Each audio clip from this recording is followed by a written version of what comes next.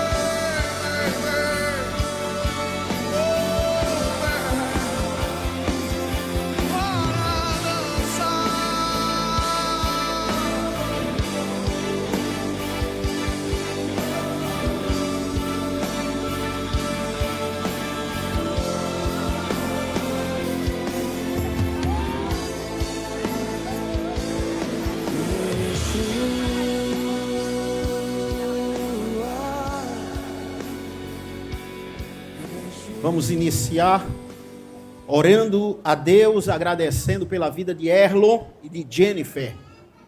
Eu vou pedir ao pastor Felipe Paiva que faça essa oração.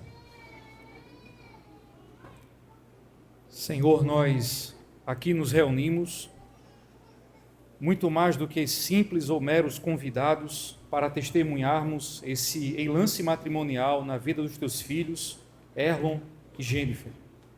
Mas antes de sermos testemunhas, nós rogamos a Ti, na presença do Teu Santo Espírito, para que o Senhor se faça presente durante toda esta cerimônia e que o Senhor da eternidade estenda a Tua mão de bênção sobre a vida deste casal, para que a partir deste momento, até o decurso das vidas de cada um dos Teus filhos, a Tua aliança perpétua, através do Teu Filho Jesus Cristo, com a Tua igreja, seja um exemplo de padrão e modelo para a vida de ambos. Que todos nós, ó Senhor, mediante o que haveremos de ver e presenciar aqui, possamos concordar contigo com um amém, e que o Senhor, ó Deus, seja o árbitro desta união selada na pessoa do teu amado Filho, Jesus Cristo. Essa é a nossa oração em nome de Jesus. Amém. Nós vamos começar a leitura bíblica que se encontra em Eclesiastes 3, versículo 1, versículo 11 e versículo 14. Tudo neste mundo tem o seu tempo. Cada coisa tem a sua ocasião e Deus marcou o tempo certo para cada coisa. Ele nos deu o desejo de entender as coisas que já aconteceram e as que ainda vão acontecer. Porém, não nos deixa compreender completamente o que Ele faz. Eu sei que tudo que Deus faz dura para sempre. Não podemos acrescentar nada nem tirar nada. E uma coisa que Deus faz é levar as pessoas a temê-lo. Quando eu era menino, falava como menino, pensava como menino e raciocinava como menino. Quando me tornei homem, deixei para trás as coisas de menino. Agora, pois, vemos apenas um reflexo obscuro, como em espelho, mas então veremos face a face. Agora conheço em parte, então conhecerei plenamente, da mesma forma com que sou plenamente conhecido. Agora, pois, permanecem a fé, a esperança e o amor. Estes três, mas o maior destes é o amor. Amém.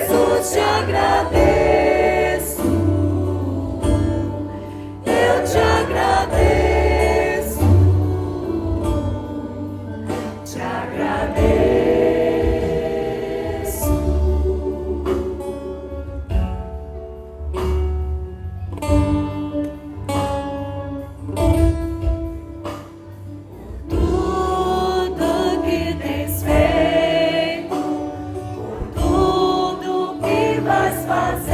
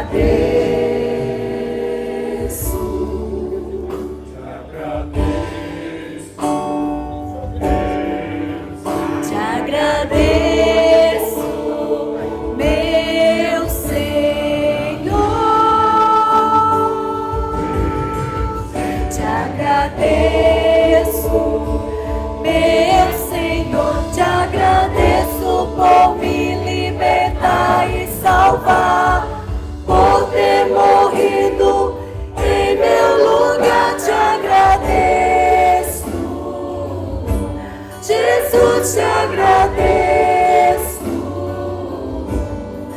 eu te agradeço, te agradeço,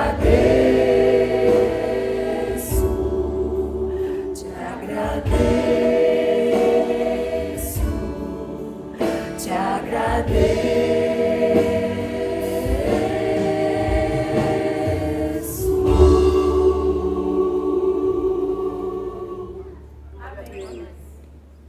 Vamos imaginar que o casamento é uma viagem a dois. E o texto que eu vou ler e tomar como base dessa viagem está em Provérbios capítulo 30, versículo 18 e 19, que diz assim: há 3 coisas que são maravilhosas demais para mim, na verdade há 4 que eu não entendo. O caminho da águia no céu, o caminho da cobra na rocha, o caminho do navio no meio do mar e o caminho de um homem com uma moça. Casamento. Erlon e Jennifer, vocês estão começando hoje a caminhada de vocês, uma vida a 2. Nessa viagem, assim como toda viagem que a gente faz, precisa de alguns adereços. Primeiro, precisa saber aonde quer chegar. Se vocês não souberem aonde quer chegar, então, como disse o pensador, qualquer caminho serve. Mas não é o caso de vocês. Vocês querem chegar a algum lugar nessa vida a 2. Partindo deste ponto zero, esse marco zero, este momento, vocês têm um caminho a percorrer que somente Deus sabe por onde vocês irão passar. Que dificuldades vocês irão enfrentar. Que alegrias hão de invadir o coração de vocês. Os filhos que certamente virão para não apenas acrescer a família de vocês, experiência de vida, mas também encher a vida de vocês, potencializar o amor entre vocês dois. 3 coisas à luz do texto, Salomão disse que vocês precisam. E tenha certeza, qualquer casamento, isso vai além dos limites da religiosidade. Isso independe da religião. Até de uma pessoa que se diga, eu sou ateia, ou eu sou ateu. Se não tiver essas 3 coisas, o casamento naufraga. E muitos casamentos têm naufragado hoje. Não é por falta de desejo sexual entre ambos, não é por falta de paixão, é porque faltou essas 3 coisas. Veja que Salomão, fora Jesus Cristo, foi o homem mais sábio que pisou nessa terra. Deus deu a ele largueza de entendimento. O texto diz que ele conseguiu falar desde o lodo que nasce ou surgia no pé da parede até o cedro do Líbano. O homem entendeu quase de tudo nesta vida. E uma pessoa que tem uma mente privilegiada assim, ele percebe certas nuances da vida que a maioria não entende, não percebe. Passa pela vida batido. E em um dia de observação, entre tantos outros durante a sua vida, como um sábio construtor, ele se maravilhou com 3 coisas. E uma pessoa sábia, ela não se maravilha com aquilo que a maioria se maravilha. Precisa ser algo diferenciado. E ele disse 3 coisas são maravilhosas demais para mim. Ele cita a primeira: o caminho da águia no céu. Aí está o primeiro adereço que vocês precisam levar no casamento de vocês. Porque amor eu sei que existe, senão vocês não estavam aqui. Se vocês não temessem a Deus, você estaria em qualquer outro lugar, até perante o juiz de paz, não estaria na casa de Deus. Desejo sexual eu também sei que existe entre vocês. Ninguém se casa para viver só rezando e orando. Então, eu não vou nem entrar por esses caminhos, porque aí já está diante de nós que existe. Mas esse aqui é diferente. Porque o caminho de uma águia no céu deixou esse homem maravilhado. Primeiro, porque não deixa rastro. Segundo, porque a águia, entre todas as aves, diante das dificuldades, ela alça voo, rompe as nuvens de chuvas, voa acima das nuvens, porque ela sabe por instinto que acima das nuvens há um sol brilhante, há um lugar calmo. É interessante que aquela ave que a gente sempre tem todo final de semana ou durante a semana na nossa refeição, no nosso repasto, ele não se maravilhou com aquela ave. Por quê? Porque diante de uma chuva, diante de toda essa torrente que está acontecendo nessa semana para cá, em vários lugares, em vários estados do Brasil, aquele tipo de ave corre para se esconder. A águia é diferente. Quando ela está voando acima, ela tem uma visão, um campo de visão privilegiado, uma visão holística. Os olhos dela conseguem ver muito mais do que os olhos humanos. 180 graus. Ela consegue ver lá de cima uma presa aqui embaixo, mira, dá uma flecha, um voo em forma de flecha, pega a presa e alça voo novamente. E isto é fantástico, porque um casamento aonde os nubentes não têm uma visão de águia, eu não estou falando nem no sentido material, eu estou falando no sentido mais amplo do casamento. Você dizendo, eu me casei com esta mulher para que ela cuide de mim, mas também para que eu cuide dela. E que quando os problemas chegarem, nós não vamos brigar, se desentender um com o outro. Nós vamos apoiar um ao outro. E nesse momento eu preciso ter uma visão de águia para que o nosso casamento não flope. Não venha ter um ponto final como muitos casamentos hoje. Porque vou dizer uma coisa para você, meu filho. A questão não é o sujeito, o indivíduo, o homem, ele ter cada mês, cada ano, uma mulher na sua cama. Isso aí é fácil.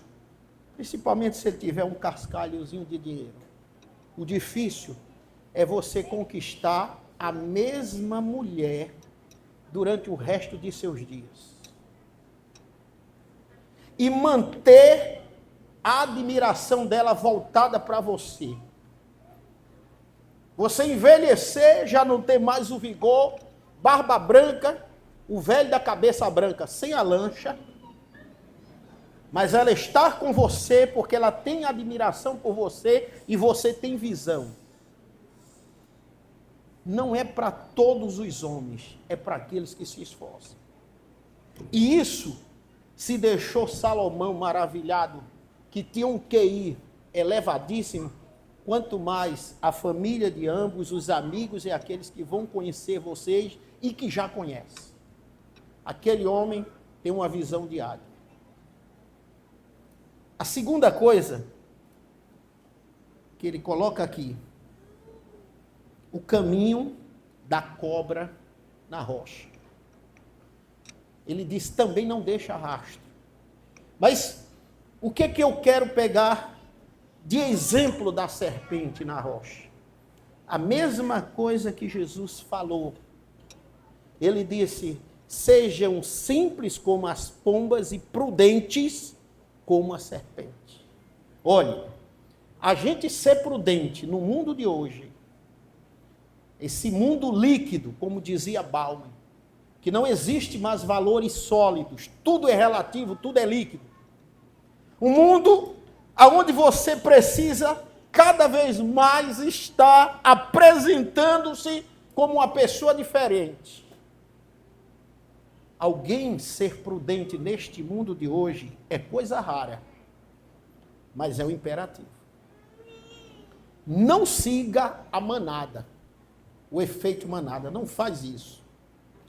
Aprenda a andar como Jesus andou e a escrever a história de vocês dois com o Senhor da história.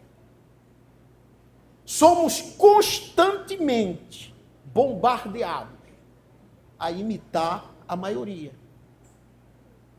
E isso em todos os aspectos. E no casamento não é diferente. Vão chegar para você e dizer, e aí, Jennifer, tu obedece a teu esposo, e você dizer assim, eu obedeço.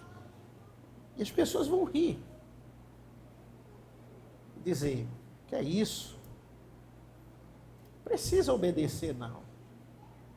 Mas isso não é um princípio religioso, é um princípio divino. Obedecer não tem nada a ver em ser capaz.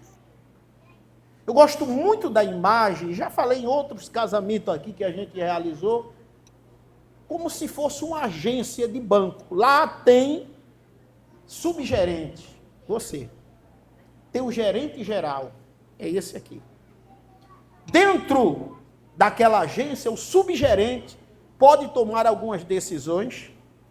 Outras decisões, ele ou ela pode procurar o gerente geral e pedir um conselho ou para que ele aponte o caminho. Mas existem decisões que é prerrogativa do gerente geral.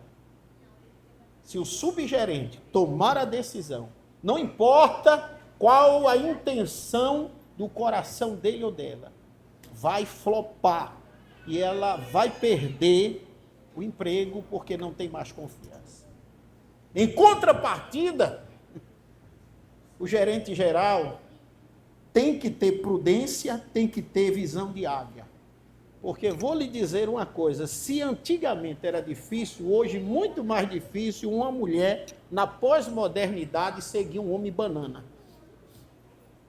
Um homem que não pensa, um homem que não tem iniciativa, um homem que não transmite segurança. E para transmitir segurança não precisa ser aqueles homens trincados, homem chuchu, que é fino aqui e largo aqui. Não, não precisa ser. Precisa que ele tenha uma visão de águia e precisa ter a prudência da serpente. Quando a serpente dá o bote, ela não erra, de jeito nenhum. Porque ela fica constantemente percebendo a temperatura do ambiente com a sua língua bifurcada. De longe, ela sente que alguém vai se aproximando e ela fica quieta ali. Enquanto todo mundo estiver fazendo barulho, perdendo a cabeça, o homem prudente, o homem que confia em Deus, o homem que tem intimidade com Deus, a mulher que confia em Deus e tem intimidade com Deus, está ali, esperando o momento certo para tomar uma decisão, seja qual for a área da vida de vocês. A terceira coisa que deixou Salomão maravilhado. E por que ele ficou maravilhado com a cobra? Porque assim como a águia passava, uma no ar, outra na terra e não deixava rastro. Coisa muito ruim, a gente passar pela vida deixando o rastro sujo. Coisa excelente, a verdadeira liberdade é você andar de cabeça erguida. Pode até ser que haja pessoas que não gostem de você, não vai com a sua cara, problema dele. Pode até ser que você vai encontrar pessoas que têm inveja de você, problema dele. Mas que nunca possa apontar o dedo e dizer aquilo é um homem estúpido, uma mulher estúpida, no sentido sem discernimento, sem visão, sem prudência. O que faz, tudo que faz flopa. E a terceira coisa, ele disse, o caminho do navio no meio do mar. Trabalho. Não adianta, filho.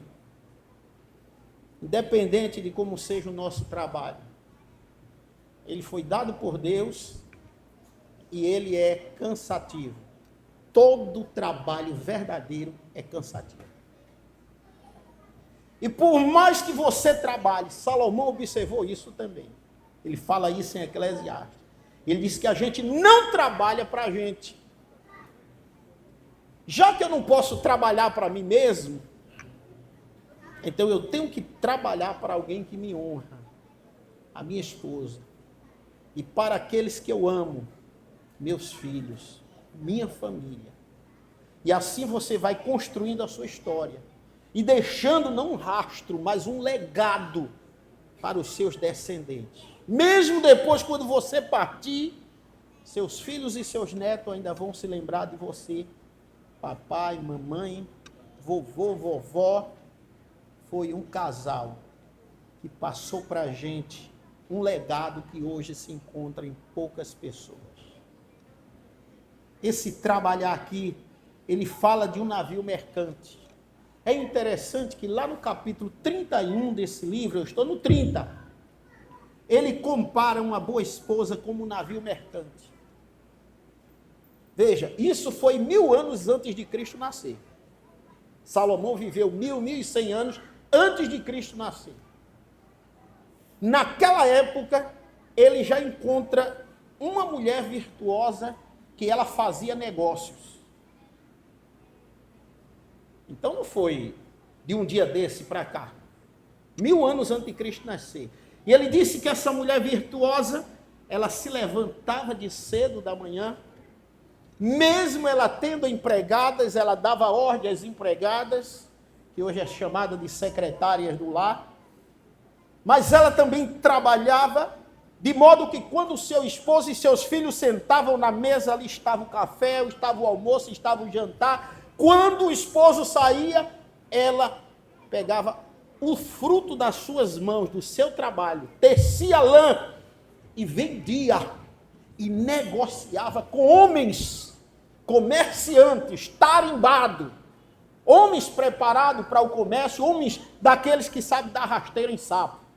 Se você fizer negócio com ele, você perde, porque o cabo é esperto demais. E ele diz aqui, ela faz negócio, ela compra um terreno, ela discute preço e ela paga. É uma comerciante de tal maneira que o coração do seu esposo está nela, confia nela. A confiança do marido na esposa vai muito além, precisa ir, como da esposa no esposo, precisa ir muito além do que a questão da fidelidade sexual.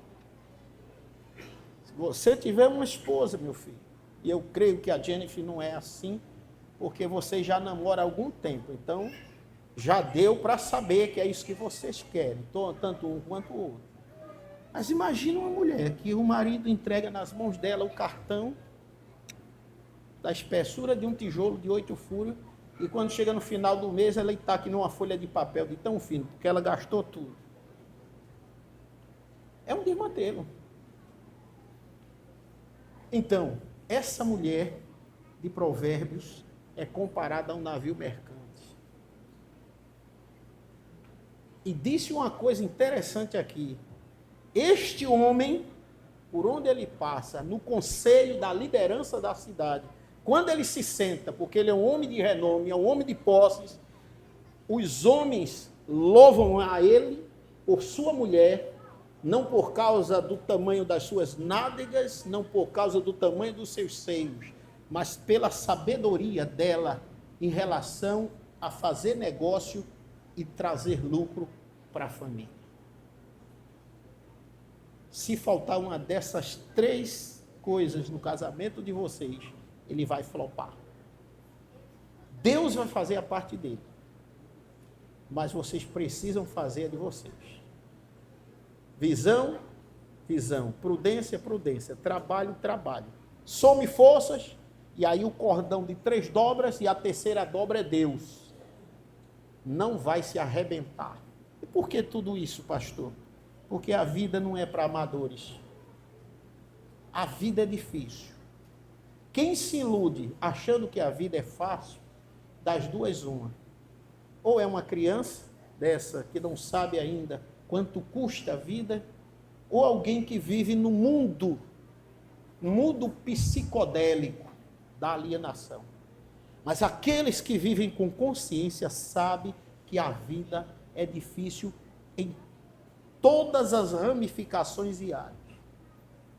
Agora, prometo a vocês pela palavra de Deus, se vocês tiverem visão de águia, se vocês tiverem a prudência de uma serpente, se vocês trabalharem como um navio mercante, e não deixar Deus sair do comando da vida de vocês, pode ter certeza, vocês podem até não terminar materialmente milionário, mas vocês terminarão tendo escrito uma história, mas uma história tão linda, que seus filhos vão querer seguir as pisadas de vocês. Se Deus presentear vocês com um menino homem, Ele vai dizer, eu quero encontrar uma esposa para a minha vida, uma companheira, como foi minha mãe Jennifer. Se vocês tiverem uma menina, ela vai dizer, eu quero encontrar um homem na minha vida, como meu pai era. Pode ter certeza disso. E aí, Deus estará com vocês. Que Ele assim nos abençoe. Amém. Aonde estão as alianças?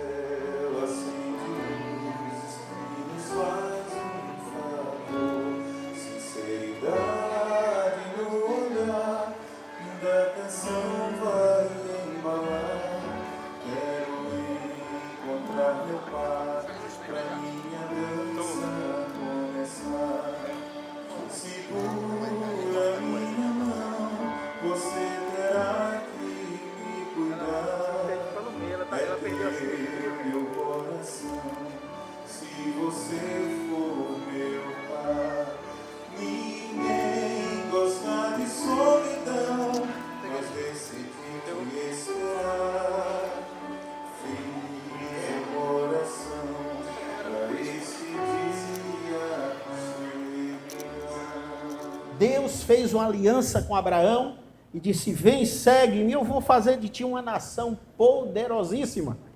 E em ti todas as etnias da terra serão abençoadas. E deu um sinal, o sinal da circuncisão, que nada mais é do que a cirurgia de firmose. Deus, na sua infinita sabedoria, Ele sabia que se Abraão, casado com Sara, tivesse firmose, possivelmente ela iria morrer de câncer no útero. Então, para que aquele sinal pudesse ganhar, vamos dizer, atenção especial por parte de Abraão e de Sara, ele deu uma conotação religiosa. Quando Jesus morreu na cruz do Calvário, pelo seu sangue, ele agora fez uma aliança com a sua noiva, e a noiva de Cristo é a igreja. E por esta razão é que vocês também, casados, têm o símbolo do casamento, que é a aliança. Poderia ter qualquer forma. O homem sempre daria um jeito. Podia ser triangular, retangular, qualquer outra forma, quadrada, mas é a forma de um círculo. Porque o círculo é exatamente o símbolo daquilo que é eterno. Poderia ser de qualquer outro metal, mas ouro, porque ouro é o lastro das nações em termos de economia. Porque o ouro, ainda que ele perca temporariamente o brilho, mas limpando este ouro, ele volta a aparecer. Porque o ouro é o melhor condutor de energia aqui na Terra que a gente tem. Então, Erlo, você vai tomar esta aliança, colocar no dedo anular da mão esquerda da sua esposa e dizer para ela o que vai no seu coração, olhando nos olhinhos dela. Sem rir. Se rir, eu já sei que teve uma crise nervosa. Então não ria. Toma. Meu amor, ainda me lembro da primeira vez que te avistei no ônibus quando você trabalhava em Ponta de Pedras. Que eu perguntei ao meu amigo, quem é aquela menina linda? Desde aquele dia, procurei saber mais de você. Procurei seu Facebook, lhe adicionei, trocamos conversas e hoje estamos aqui. Quem diria? Diante de nossos amigos, diante de nossa família e, o mais importante, diante de Deus. Eu quero te dar essa aliança como prova do meu amor por você, como prova do resultado de tudo que fizemos durante todo esse tempo que estamos juntos. Mas o mais importante, para mim, essa aliança é representar o marco do início da nossa família.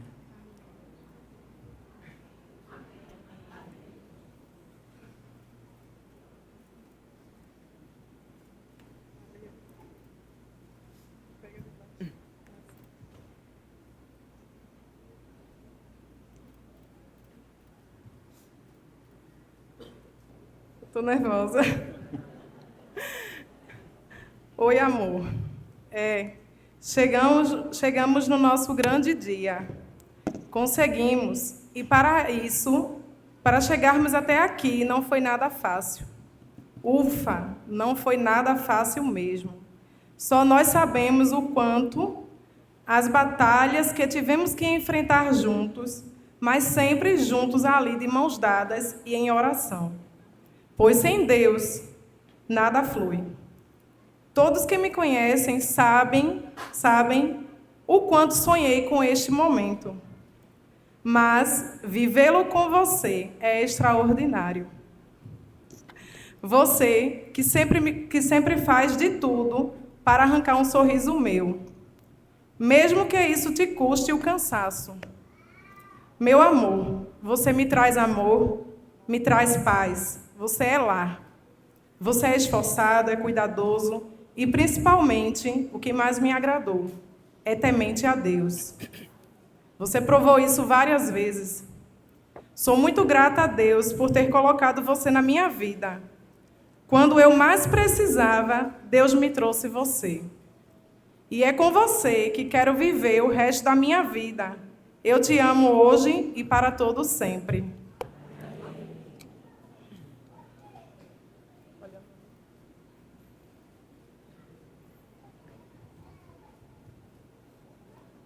Agora, Erlon e Jennifer, vocês vão se beijar e soparem quando os fotógrafos disserem que está bom. Podem começar de bandinha, como estava, um cara com o birro.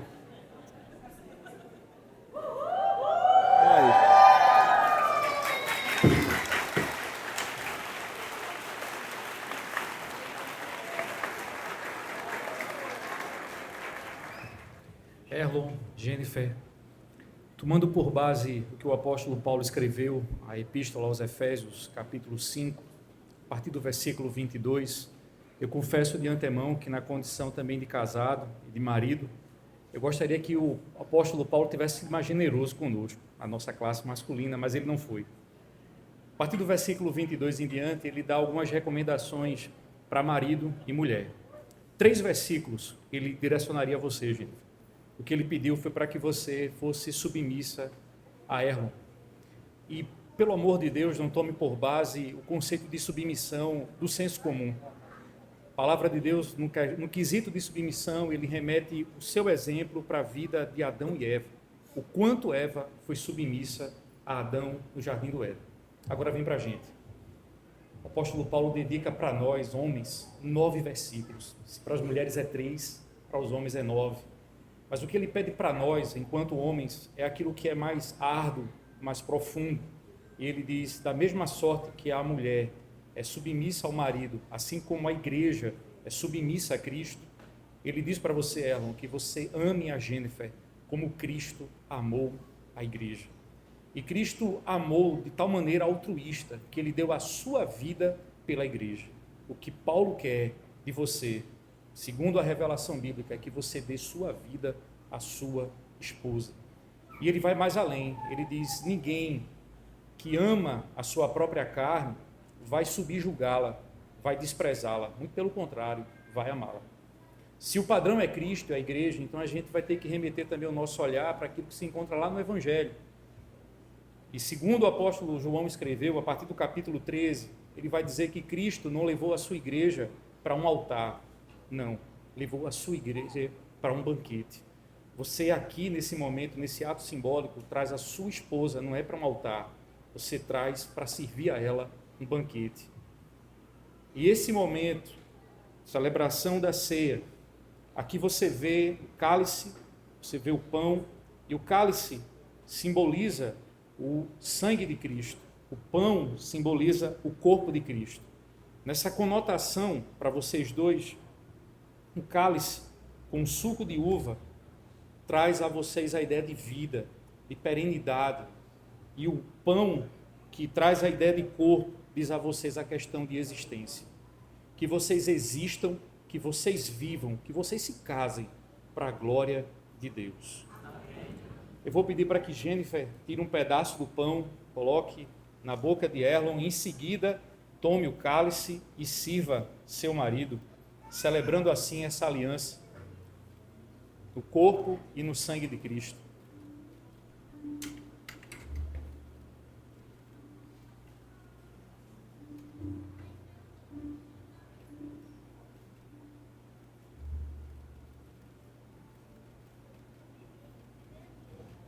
Agora é a sua vez, Erlon.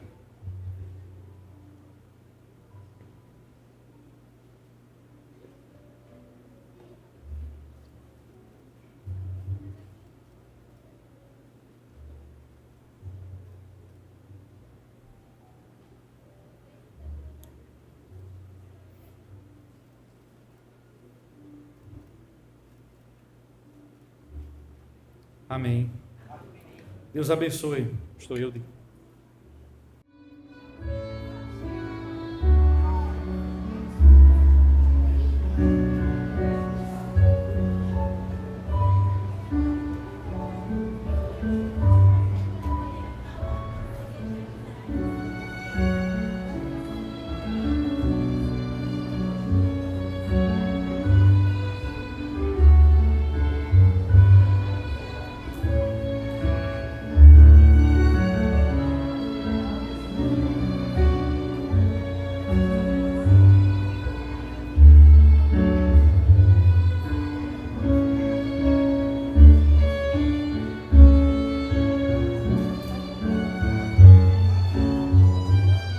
Quando surgir os problemas, e vão surgir, pastor tem problema, todo mundo tem problema no casamento.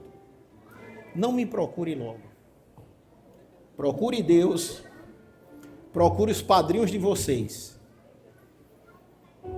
Não procure papai e mamãe.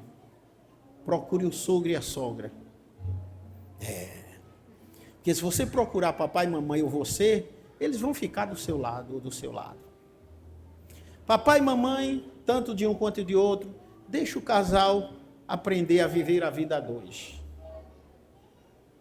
Não se intrometa. Nunca diga que sua mamãe fazia leite para você sem espuma. E que o cuscuz que ela fazia para você era melhor do que o de Jennifer. Não cometa esse suicídio. Ela vai dizer, pensei que tinha casado com um homem, casei com um menino no corpo de homem. E aí é complicado. Nunca leve problema do seu casamento para a sua casa. Vocês têm Deus. Se a coisa ficar insustentável, procure primeiro os padrinhos, depois o pastor.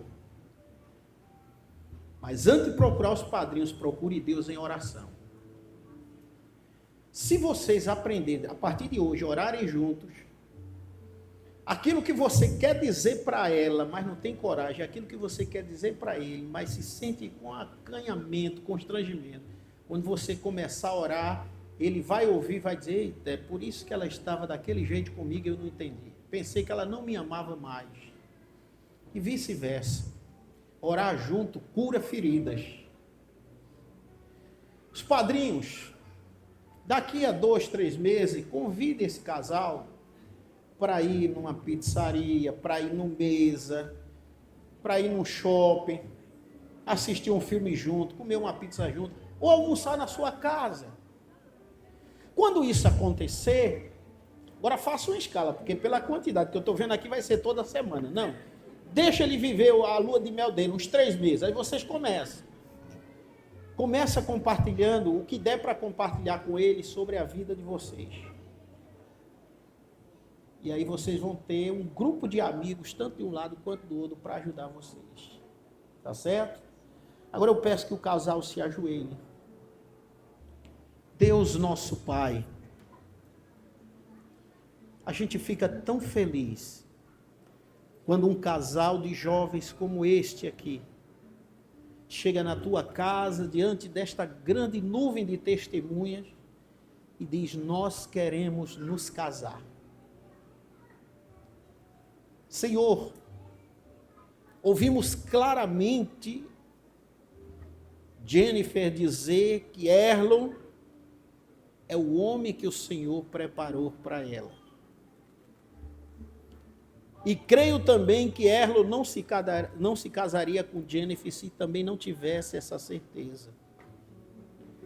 Portanto, Senhor, se por acaso chegar o momento que o casamento dele esteja sem forma e vazio, como era no início da criação, que o teu Espírito possa soprar vida para dentro deles dois, ânimo, que o teu Espírito faça ele se lembrar deste momento e de tantos outros antes deste e depois deste, que vão marcar positivamente a vida deles.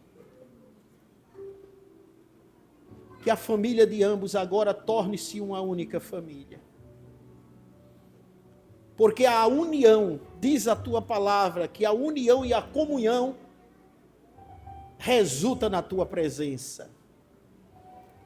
E onde existe comunhão e união, o teu Espírito está presente. Porém, onde existe contendas, agressões de palavras, brigas, o teu Espírito se retira.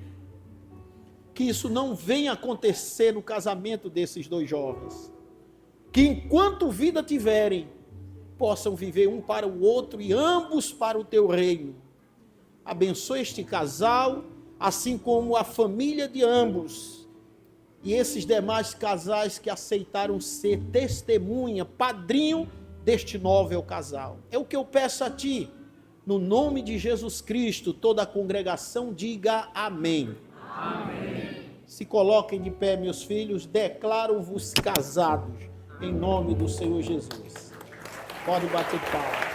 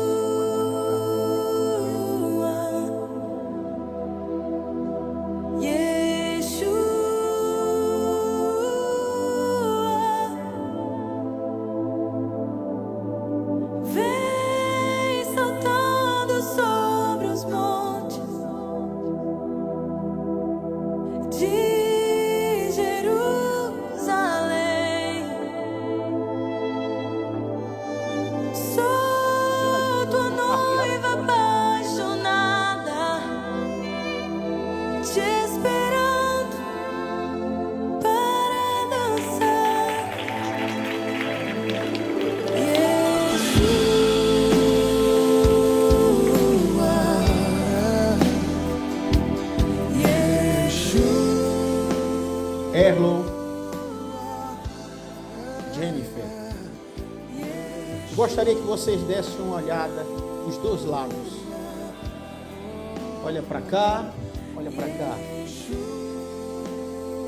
Essa grande nuvem de testemunhas veio aqui hoje para celebrar juntamente com vocês esse desejo solene de contrair. Todo este grupo vai estar torcendo por você. Mas eu queria, neste momento, pedir que o Senhor vos abençoe e vos guarde. Que o Senhor faça resplandecer sobre vocês o seu rosto e vos dê a paz. Que o Senhor tenha misericórdia de vocês e lhes dê a paz. Amém.